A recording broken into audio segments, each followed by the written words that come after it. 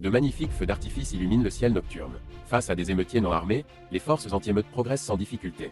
Après avoir arrêté plusieurs personnes et s'apprêter à se retirer, elles sont soudain encerclées par Xiao Hei et son groupe, arrivés en renfort. Au début, les policiers anti-émeutes parviennent tant bien que mal à résister grâce à leur formation.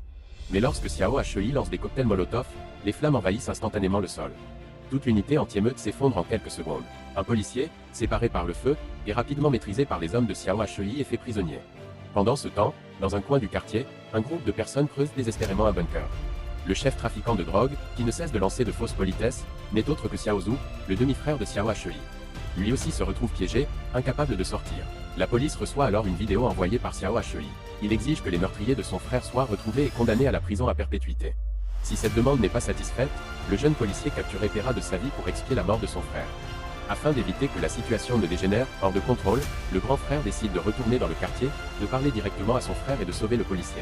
À son retour, les habitants pensent qu'il vient les diriger. Ils scandent son nom, et il traverse la foule sans encombre. Il retrouve rapidement Xiao Hei. Les deux frères se disputent violemment. Le grand frère tente de le raisonner, son petit frère est mort, les émeutes n'apporteront rien de bon, il faut penser à leur mère, faire confiance au gouvernement et se rendre. Mais Xiao Hei refuse d'écouter. À ses yeux, son frère est un traître qui s'est vendu à l'armée nationale. Comprenant qu'aucune discussion n'est possible, le grand frère s'enfuit avec le policier ligoté. Xiao Hei et ses hommes se lancent à leur poursuite. Ils parviennent à s'échapper de justesse, mais un policier anti-émeute à l'entrée les prend pour des émeutiers et abat le policier d'un coup de feu. Xiao Hei arrive à ce moment précis, et un nouvel affrontement éclate. Profitant du chaos, le grand frère emporte le policier blessé et s'enfuit, entrant par erreur dans la cachette de Xiao Song. Il tente de le convaincre, s'il sauve ce policier, toutes ses dettes passées seront effacées. Tenté par cette proposition, Xiao Song hésite, d'autant plus que dans 10 minutes, son contact au sein de la police doit venir les exfiltrer.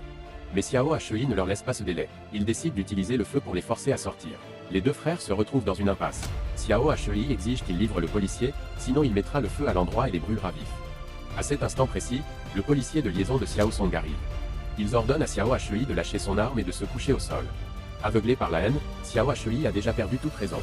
Il se retourne et lance un cocktail Molotov vers les policiers. Un coup de feu retentit.